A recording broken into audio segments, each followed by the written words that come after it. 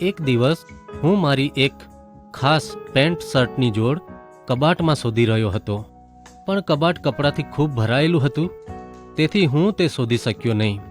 નવાઈની વાત તો એ હતી કે મને યાદ રહ્યું નહોતું કે છેલ્લે મેં કબાટમાંથી અડધા ઉપરાંતના વસ્ત્રોનો ઉપયોગ કર્યો નહોતો. તે દિવસે મને એવું લાગ્યું કે કબાટમાં વસ્ત્રોનો જથ્થો ખૂબ વધી ગયો છે. પછી મેં નક્કી કર્યા પ્રમાણે કબાટમાંથી ઘણા કપડાં કાઢી નાખ્યા અને દાનમાં આપી દીધા. કબાટ હવે ખૂબ વ્યવસ્થિત લાગ્યું.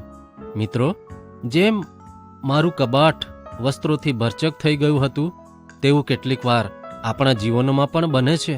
આપણા હૃદયોમાં આપણે ઈર્ષા, અદેખાઈ, કડવાશ, ક્રોધ, અહમ વગેરે ભરી રાખીએ છીએ, જે આપણને ઈશ્વર ઈચ્છે છે તેવા લોકો બનતા રોકી રાખે છે.